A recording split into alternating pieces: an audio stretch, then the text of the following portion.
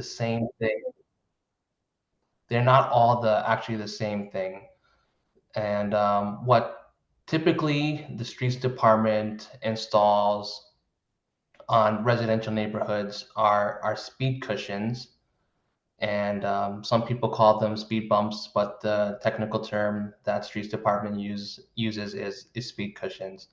So if you look at the picture all the way at the left, that's what's typically called a speed bump, and they tend to be like the shortest and tallest of the different types of devices you can have to slow motor vehicular traffic on streets. And then we have in the center the speed cushion, which is sort of like medium length, and they tend to have a gap between them to allow emergency vehicles to travel over them without slowing them down too much. And then we have, all on the right, the speed table, which are longer than speed cushions, and they tend to stretch the full width of the road, and there's no gap in the center. And what I'm going to walk us through is how to get speed cushions in our residential neighborhoods, residential streets. So there are 4 steps for getting speed cushions. And I'm going to elaborate on all 4 of these points throughout the slide deck. And the first requirement is that your block actually has to meet the requirements for our traffic calming study. The second is you need to request a traffic calming study. The third step is the traffic calming study must show that the traffic calming devices are warranted. And then the fourth step is if the study shows that traffic calming devices are warranted, you must get 75% of the residents on the affected blocks to sign a petition. And that's it should be actually be 60%. That was changed recently. So it's not 75%, it's actually 60% now. So I'm going to go over the first step, which is, does the street meet the requirements for a traffic study? So in order for your residential street to qualify for a traffic calming and safety study, the street must not be a state highway or an arterial route. And we're going to make this slide deck available after the meeting, but there is a link on the phila.gov website, and it shows a map of all the state routes. Okay, so you can go there and see if your street is a highway or an arterial route. And then the second qualification is it must be at least 400 feet long between stop signs or traffic signals. The third qualification is it must not have an uphill or downhill grades of 15% or more, or be a curving street. And the fourth and fifth requirements are that two-way streets must be at least 34 feet wide, and one-way streets must be at least 26 feet wide. And all these requirements are from this link right here. So like I said, I'll be sharing the slide deck after the meeting, and you can all go through here and check out the links. So you look at all the requirements, you find out that your street actually qualifies. What do you do next? So the second step would be to request a traffic calming study.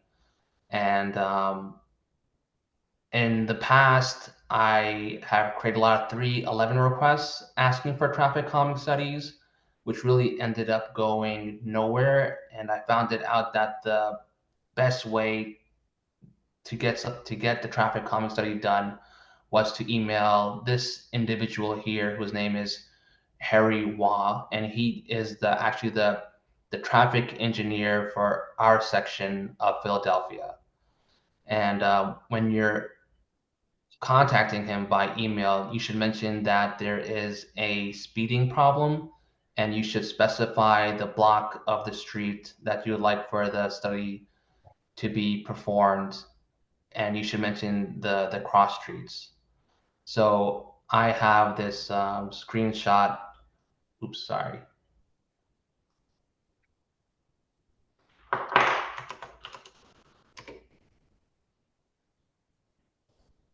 I clicked too much, now I'm out. Okay, so I have this screenshot right here of Google Maps, and say you wanted a traffic calming study done on this section of Wellesley Road. So you would mention that you'd wanted the traffic calming study on the 500 block of Wellesley Road. That's because all these house numbers are in the 500s. And you would mention that it was between Cherokee Street and McKellum. And when you're emailing Harry, it doesn't hurt to mention if there have been any recent injuries or fatalities, that it's on a high injury network, that it's near a school or a senior citizen center. This I find tends to give the request more weight and make it more serious and more urgent. And I found working with Harry has been like a pleasant experience, and he's very sincere about making our streets safer. So after you've requested a traffic study, Harry or someone from the streets department will come out and actually do the study. And there's like certain metrics that it has to meet. So after you sent the email to Harry, the lead time for one of these studies, he's told me, is 12 weeks. And sometimes they actually get completed earlier than that. And the streets department is underfunded and understaffed. So don't expect for Harry to communicate to you that the study has been completed. So you have to be a little bit proactive in this process to really see results. You really have to take sort of like ownership of like your residential street to see like from start to finish to get the speed bumps installed. So after you've requested a traffic calming study, Harry says that it'll be done. You should follow up with him. I would like mark in my calendar at the 6 week mark and ask for a follow up, and then also at the 12 week mark and follow up with him and see if the study has been completed. And say the study has been completed. The the study shows that traffic calming is actually warranted. The next step would be a signed petition. So you would have to get 60% of the residents of the affected block to sign a petition. So just to go over all the steps so far. So the first step would be to see, does your street qualify? The second step would be to request a traffic calming study. Now the third step is a signed petition. So now I'm going to go over the petition, what it looks like, what has to be filled out. So this is the petition which I've gotten from Harry Waugh, and what's what I use to get signatures on Carpenter's Lane. So this is the first page of the petition, and it says the undersigned agree to the following. All persons signing this petition hereby certify that they own property reside within the following area, and you would mention the street, which would, if you use the previous example, it would be the 500 block of Wellesley Street. On point two, it says all persons signing this petition do hereby agree to the following problem in the defined area, which you could just write speeding, vehicular traffic. And then third, there needs to be a key contact person. And if you're the one who raised the study, and I guess you would be the person who would fill this out, but there needs to be a main point of contact, and this person has absolutely no obligation. The person that we put for Carpenter's Lane, no one from the streets department reached out to them. There's like no responsibility. This is just like, I guess, boilerplate or formality, but don't feel like that the person who is the point of contact has to do anything.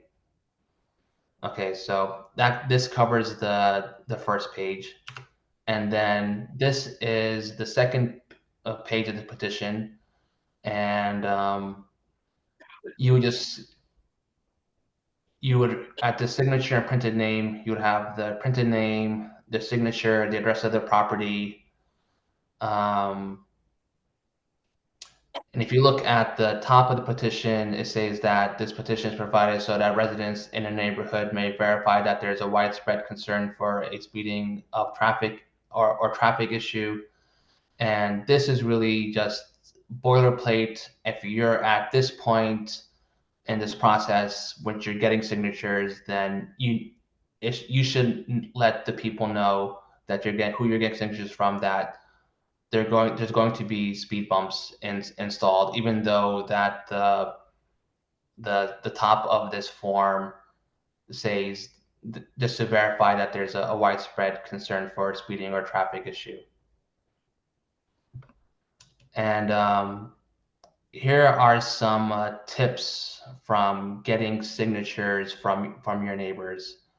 The first tip is to bring a clipboard, bring a pen.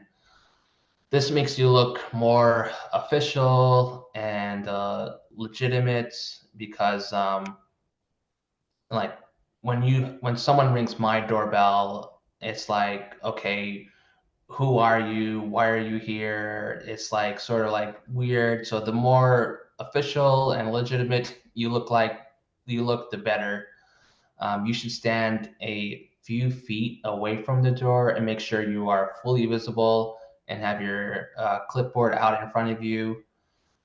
Go out on weekday evenings, I would say around 7, no later than 8:30 p.m. I feel like that's a time when most people are home and they'll answer the door. Weekend afternoons is also a really good time, but hopefully whoever's in this meeting, you know your neighbors, you know your street, and people know who you are. You're not a stranger to them, and when you ring their doorbell, they won't be like, "Oh, who are you?" Like, "No, I don't want to donate money to your cause," or like, "No, I'm not signing this, blah blah blah," whatever. And some people are, like I was saying, are going to see you and be like, "I'm not giving any money, I'm not signing, blah blah blah."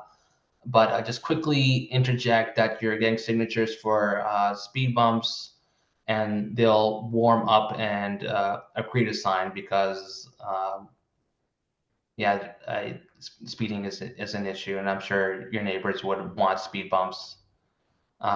If some people are on the fence or uncertain about signing, you can point out on your clipboard that their neighbors have signed and that adding their signature would help tremendously in making their street safer. I found that worked a little bit of peer pressure from their neighbors.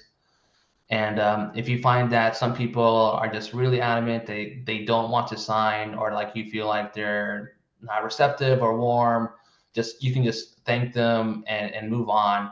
You only need 60% of their signatures. Okay, and then so You have the filled out petition, you have 60% of the signatures. You should take photos of the petition and attach them as an email and send it to Harry Wah, and then ask for an estimate of when the speed cushions will be installed. And then once you have that estimate, you should follow up around the time period of that estimate and confirm that they are being installed.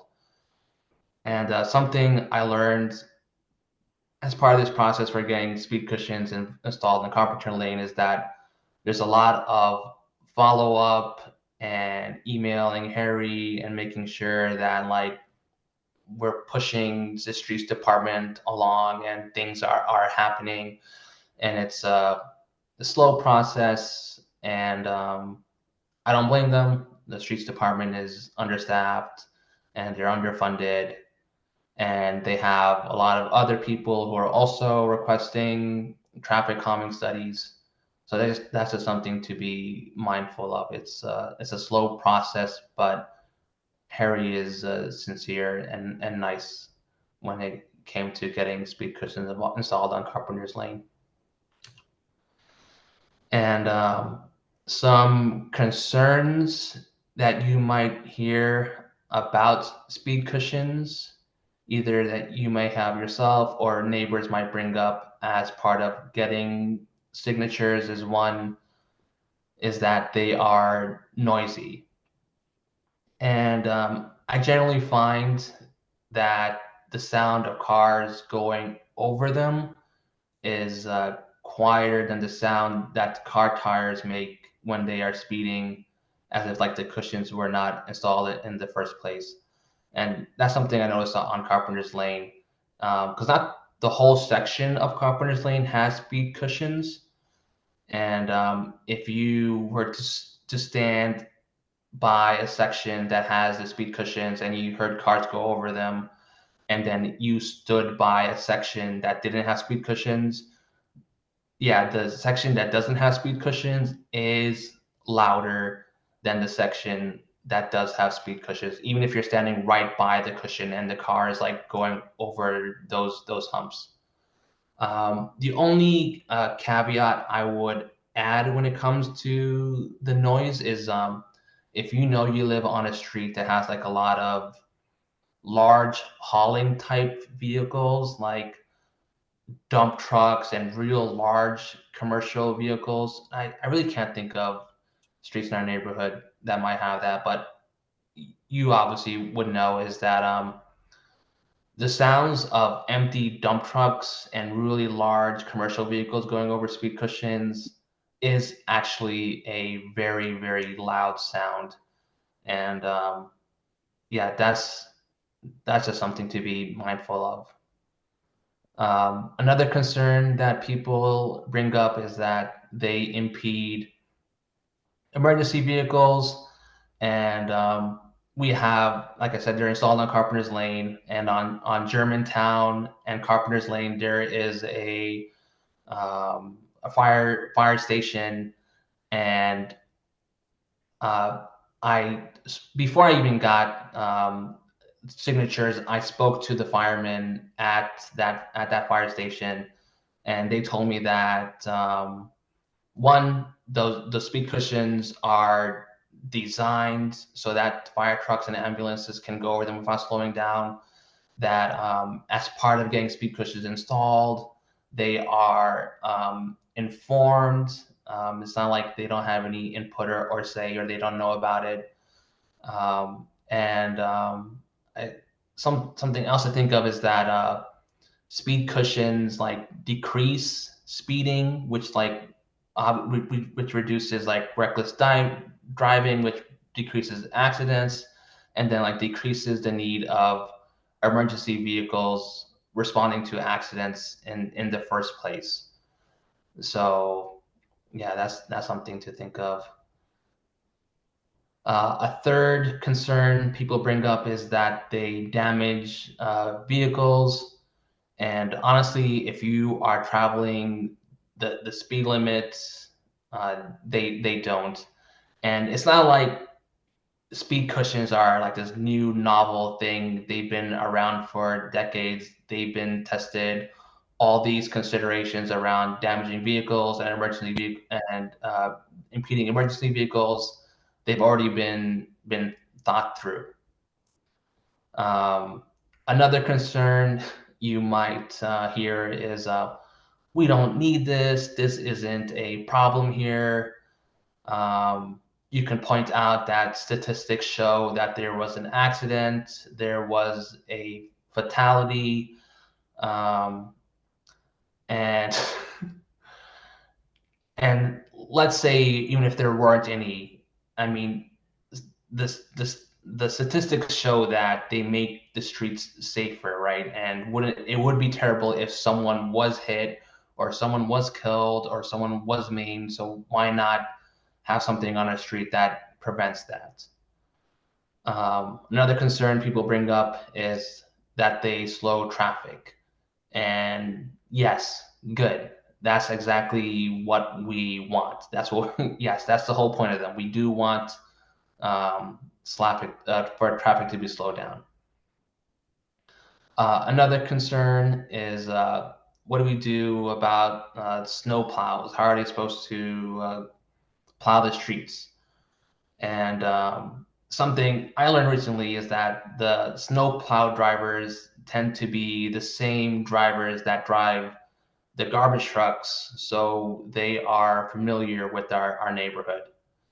And it's not like the speed cushions or speed bumps are invisible, right? They're marked with yellow signs. They tend to have those white leading chevrons, letting you know that they're coming up. So yeah, and that is the end of my presentation on how to get traffic calming devices, speed cushions on residential streets.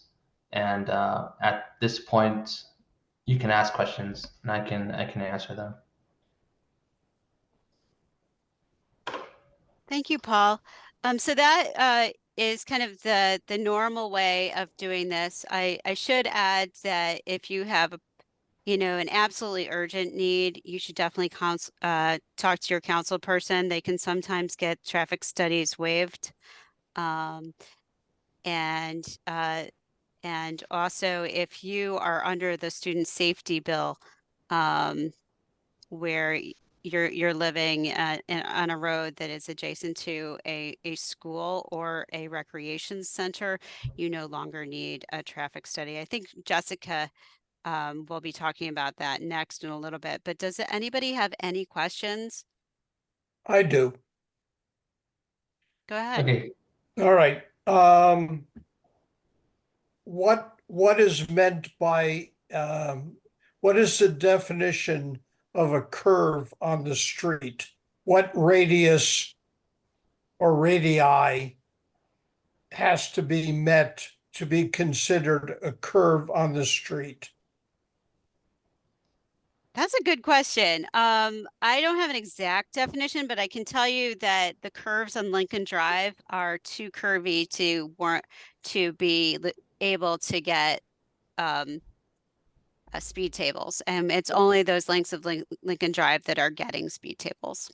Okay, basically, I live on the 400 block of West Porter.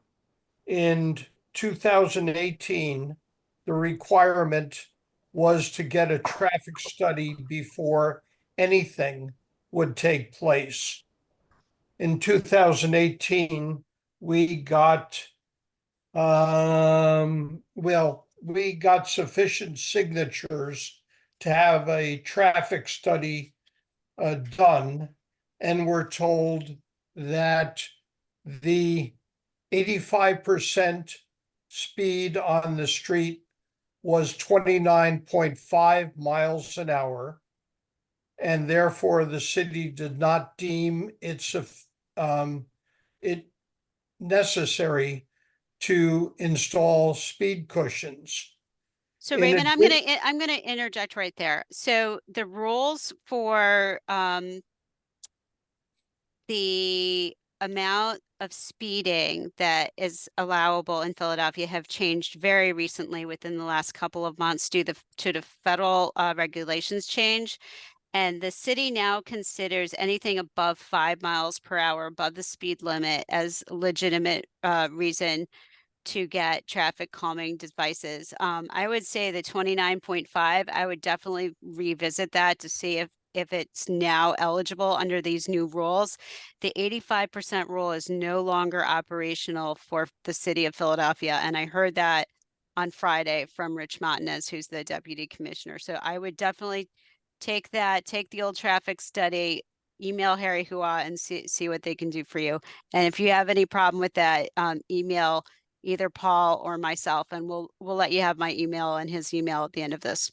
Actually, Paul has been very helpful in this. So my presumption, and it's a presumption, is that the petition that was signed in 2018 that I have copies of here could be submitted now in photocopy to Mr.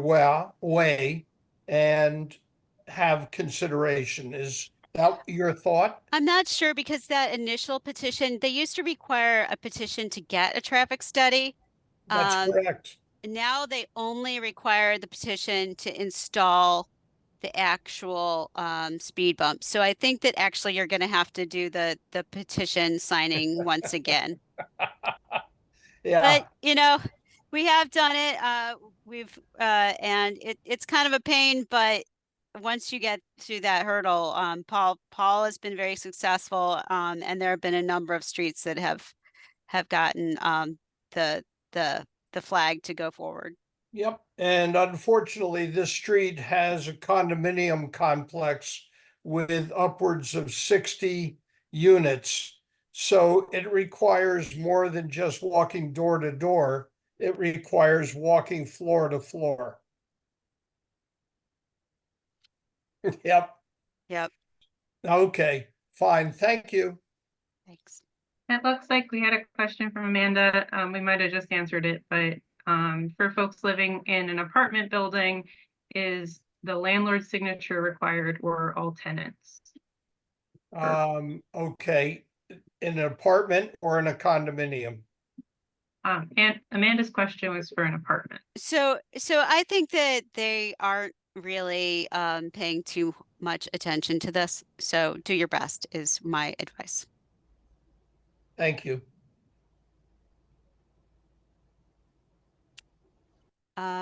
Anyone else? Yeah, the whole reason they're doing the petition is not a legal thing. It's just to see if they're going to get a lot of negative feedback. They don't want a lot of negative feedback. So this is their way of saying, well, we got this petition and you all signed it, so we installed it.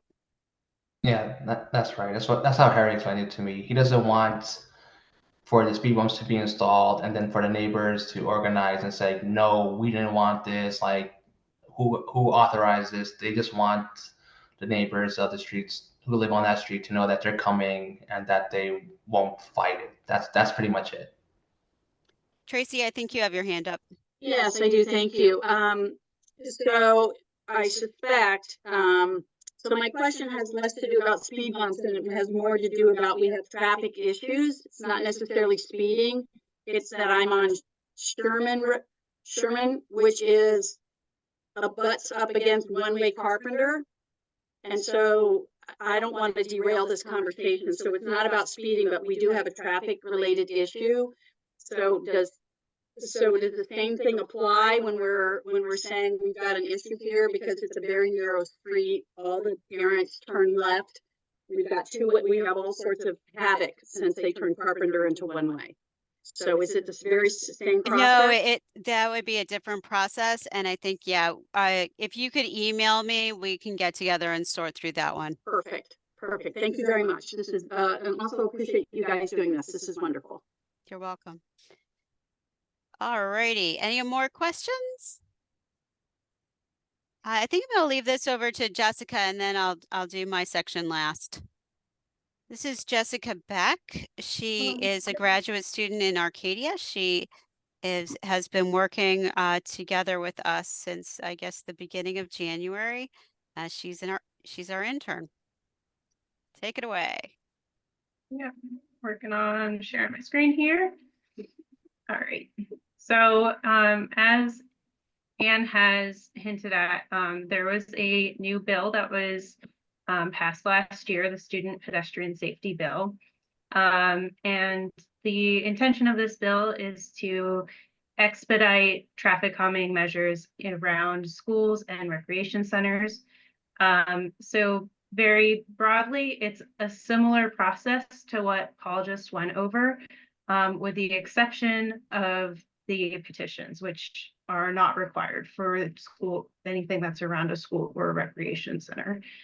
And in addition to having community members identifying these locations and bringing them up to the city's also looking at speed ratings and crash data, and looking at high injury areas that overlap with schools to create a list that is their high priority for traffic calming. So I just put this in here to go over exactly what Paul did. It has some of the same requirements for that other residential sites would have. And if you're going to be making this traffic calming request, you can email Harry Hua, mentioning that it is in the vicinity of a school or a recreation center, in addition to all the other information that you would be adding. There is an online portal that has been very recently revised. We don't have experience with it yet, but it is something that you can try. And the advantage of that portal is that it has a map of streets in Philadelphia that meet the requirements that you see under bullet point 1. So I can bring that up here. So for example, if we were to look at the map here in Mount Airy, you'd be able to check if your street is eligible for renewal or not, just on this website here. And this is the same website that can be used to put in a request. This is what would be done also by contacting Harry Hua. So we're not entirely sure yet how well this system works, since it is new, but if you end up using it and have experience with it, you can let us know.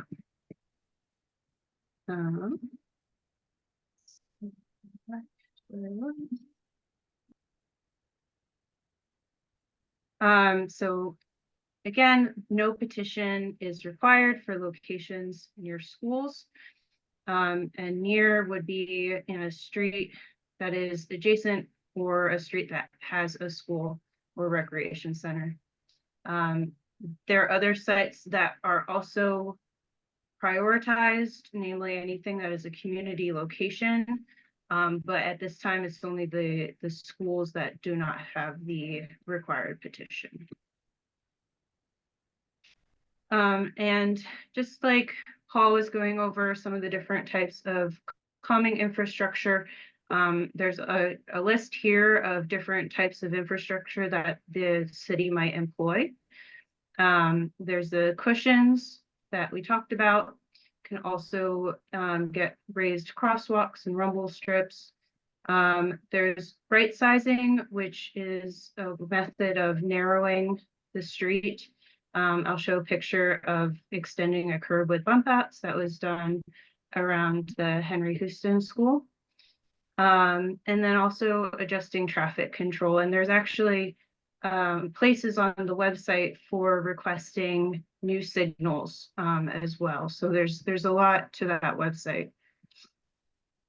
Just some images of rumble strips and traffic control for requesting pedestrian walking.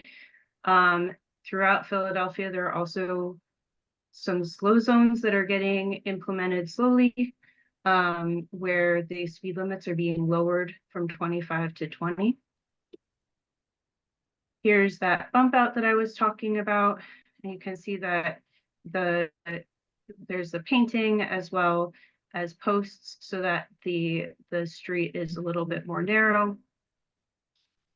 You have speed limit signs around schools, and this is something that can also be requested through the website, as can new crossing guards. So if you have a school in mind and are looking to get crossing guards requested, there's two requirements: one, that the school serves K through 5, and 2, that the intersection that you're looking at is within 2 blocks of the school. The crossing guards will work during the mornings and in the afternoons in all weather, and their time is adjusted for early dismissal if that happens. There's additional information on the website listed here, and there's a contact, both an email and a phone number, for requesting a crossing guard. And then, as I mentioned, there's also a provision on the website for requesting new signs. So 4-way stop signs and flashing school zone signs can be requested by contacting the Department of Streets, addressed to the chief engineer. They didn't give a name, they just gave the title. And there's the address. And for other signs, anything on this list here, that can be requested through the form that is on this website URL here. And just because this website has a lot of information on it, I thought I'd highlight a couple other things that you can do on this website. You can report a problem with a street light or an alley light. You can request a new traffic light or report a problem.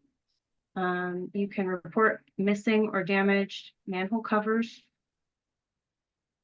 You can request pavement painting, such as getting an X at the front of your driveway to prevent people from parking there.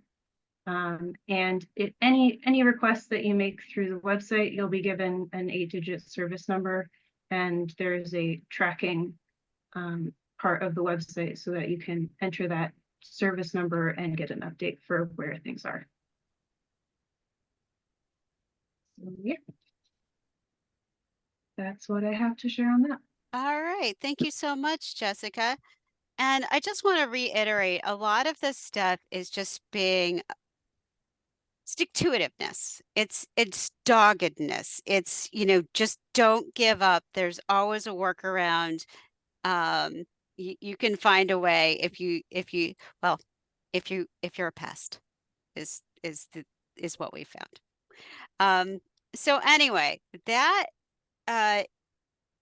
takes us to our next session, which is something that's really evolving.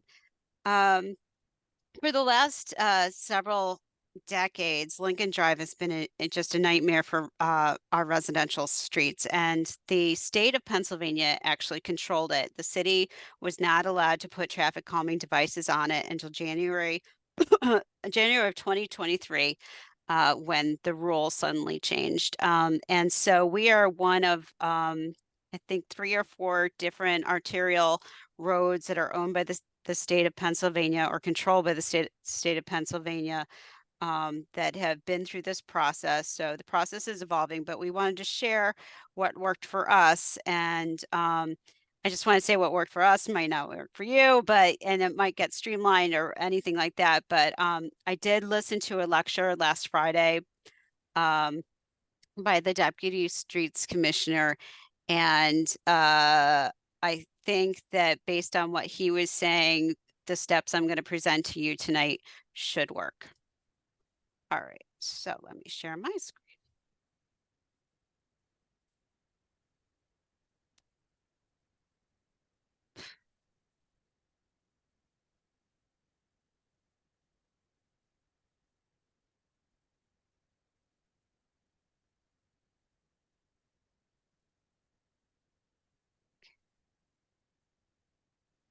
Traffic calming on PennDOT funded residential streets in Philadelphia. Woohoo. All right, in 2023, this manual, Management Decision-Making Framework for the City of Philadelphia, was issued by PennDOT and the DPPRC, which basically outlined the rules the brand new rules for traffic calming on arterial residential streets. Within this manual, they have a list of all the different kinds, all the streets in Philadelphia that are A, PennDOT controlled, and B, they also tell you what kind of street they are and what they're eligible for. And this is just a brief map you can see within the city of Philadelphia. Now, PennDOT rules are different than the city rules. PennDOT rules basically say you have to be 10 miles above the speed limit to be speeding. So it's a little bit stricter. But if there is a speeding problem causing a lot of crashes or some like absolutely breakneck speeding going on that causes crashes, that average 10 miles per hour rule can be broken. So there's always, where there's a will, there's a way. And if there's a fatality, just keep at it, or, you know, dangerous driving, these things need to stop. And I'm going to, in a moment, I'm going to show you. Okay, well, this is just some of the things that are available for each type of thing. But since Jessica already went over some of the different things you can get, I'm not going to deal with that. But needless to say, it's much, much more than speed bumps. It also is much, much more expensive because you get PennDOT involved and suddenly your 6 speed bumps is a $7.5 million project. So the bad news is that PennDOT controlled streets are some of the most dangerous streets in all of Philadelphia. And we need to get on this project really quick. The first step of the process, I believe, is to get involved with your civic organization and actually contact us, since we're the people that have figured out how to do this. You know, contact me, contact your civic organization. It's going to take your leadership and the involvement of your city councilman, your state senator, your state rep to get this through. But in the end, I think it's going to have a dramatic impact on the safety of Northwest Philadelphia if we can put as many of these through as possible at once.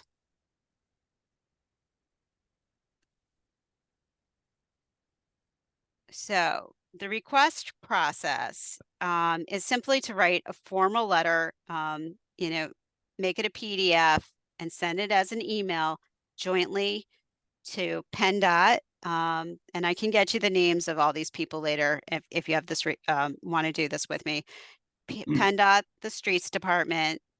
You want to CC the city council person, the district council person, the state senator, and the state rep.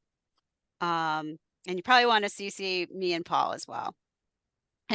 It's so much better and more effective if this letter comes from an institution. It doesn't necessarily need to be a civic org. In fact, Aubrey Arboretum is about to get a whole bunch of traffic calming on Washington Lane. And they were just able to organize the local rec center and other groups to get that traffic calming package. In this letter, you should also include the case for support. Why is this road so dangerous that you need to have all this investment in traffic calming, basically? And you'll want to look up all the statistics and map it out and show where the rec centers are, where the children are playing, where the crashes have been, and make sure that you can provide any details that can, you know, really stick in their craw. You know, if a child was hit, you know, things that haven't made the statistics yet, you know, very recent statistics aren't going to show up for a couple of years. I also think it's really important to highlight pedestrian crashes and pedestrian fatalities, bicycle crashes and bicycle fatalities, because although there are a lot of motor vehicle crashes, motor vehicle fatalities have actually been on the decrease because cars have been getting bigger and bigger and safer for the people within those cars. And as a result, those cars are far more deadly to pedestrians and cyclists. So I'll show you a slide in a second, but basically for the last 10 years, pedestrian fatalities and bicycle fatalities have been skyrocketing as a result of this, it's almost monster vehicles are going on the road. And also electric vehicles are far heavier than their gas counterparts. And because it matters if you kill somebody with a heavier, if you hit somebody with a heavier vehicle, even if it's a Tesla, it's probably going to kill you because it's 3,000 pounds heavier. And then last, the vehicles that are, the pickup trucks and the larger SUVs, they're up, some of those grills are up beyond 6 feet and they have very low visibility. In any case, I don't need to go on to the reasons why, but that's what's been happening. So write this letter and then follow up with an email and phone and make sure that you just don't give up until you get an answer.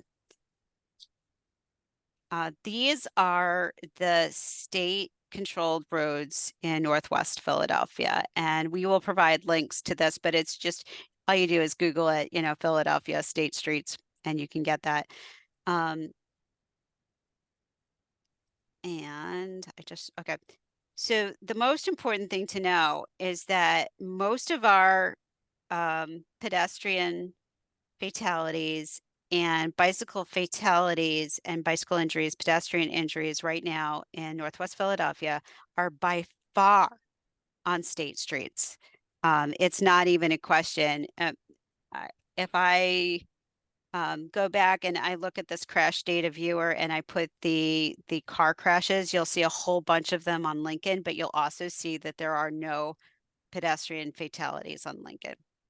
And I think this is a huge gaping hole. I wish PennDOT were far more proactive. And I think that is the reason why I wanted us to meet tonight, because I think we can totally reduce the number of pedestrian and bicycle fatalities in the Northwest by getting some of these projects in the works. So the crash data viewer I'm referring to here, there's actually two of them. One is on the DVPRC website. It's just dvprc.org, and you can look at the crash data.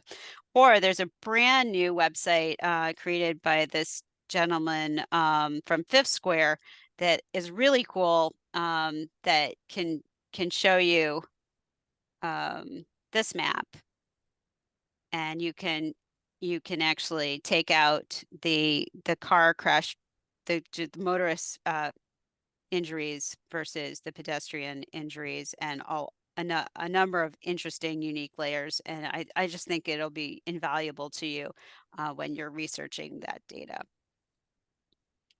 All right, so any questions? And I'm going to stop sharing.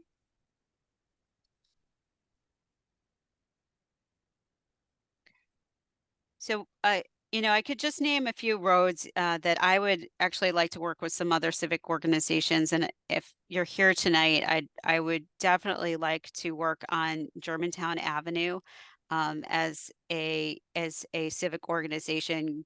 Go from Chestnut Hill down through Germantown Avenue. I think Stanton is also a carnage for pedestrian. And I know that East Mount Airy Neighbors is already working on Chew Avenue. And some of the same things that apply to regular roads, such as the student pedestrian safety bill, also apply to state roads, just so you know that. So on Chew, they've got a rec center, they've got a school, so they should be able to fast track that one. I've also heard on Friday that it's not only are they prioritizing roads near senior housing centers, libraries, playgrounds, That's Ketsy Lozada is actually looking to bring in that into law. So I think that the streets department is actually acting as if that were law already. And I think that's the process. I'll find out more about it on March 22nd, which is the Vision Zero conference at Temple. I hope that everybody can attend it. I learned so much when I went there 2 years ago, and that's where I learned about all these rule changes. They just have a ton of information. You can actually talk to the PennDOT traffic engineers, and you can talk to the city engineers, and you can find out all the little tips and tricks, because basically you just need to figure out what all the exceptions are. You just have to figure out the little tricks and rules, and you can find a way to get the traffic calming on your street done. You just have to be passed.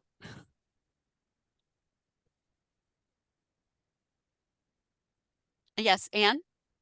Yeah, as I think I've said via email, is that well, just for the group, I'm with the Chestnut Hill Community Association, and we would love to work with any interested organization on Germantown Avenue.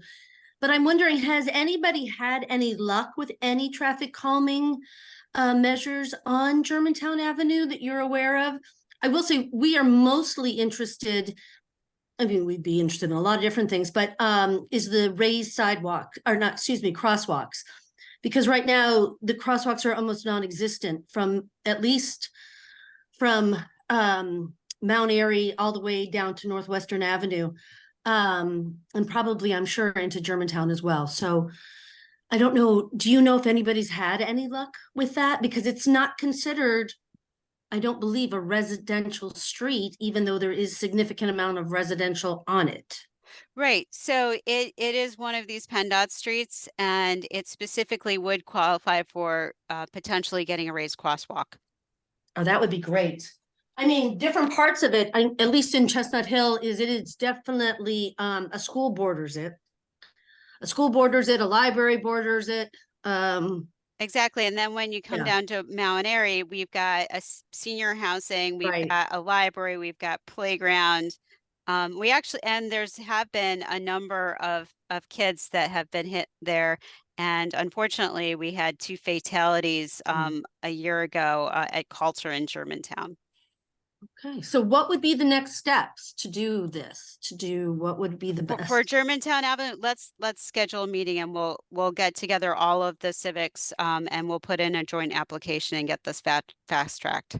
All right, excellent. Let's do it. Amanda's asking in chat, we might have gone over this, but asking if there had previously been a safety study on Germantown, and noting that between Johnson and Duval, there's people drag racing on Germantown Avenue, essentially.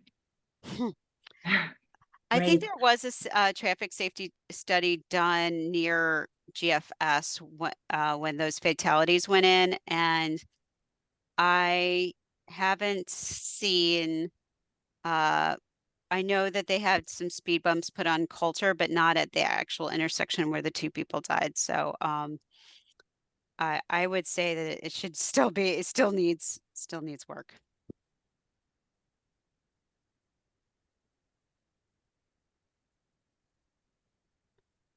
Right. Anyone else? I actually have can you hear me? Yes. Okay, hi, and it's Alice over on Allen's Lane. So from your comments, because there's a playground very close to where we live on Allen's, would that automatically fast track it for? It would definitely put it as a priority. Okay, so is that something you're working on? For Allen's Lane, no, I haven't prioritized that section of Allen's Lane yet, but I know that we talked before. I just got overrun with the train issue. But if you email me again, we can get that back in the works. Okay, great. Thanks. And this is Linda Bell. You mentioned that Aubrium is doing something on Washington Lane. Do you know how far they're going? Are they going all the way up to Washington Lane and Musgrave where Roosevelt is? I think it's just the immediate adjacent streets to Aubrey. There was one particular crossing that they wanted. I'd have to get back to you exactly where they're getting that implemented. But I can definitely put you in touch with the person who's in charge of that project. Okay, that would be great. The other thing is, you know, Clive, there's a little park right off of Washington Lane and Shoe that they're installing a upgraded children's play area. Would that area constitute the upgrade, you know, that we didn't have to do the petitions and stuff for that park I area? think Because- almost certainly. I think Okay, when Aubrey put together their package, they had like 4 letters of support and it really fast tracked everything. okay. Great, thanks. You're welcome.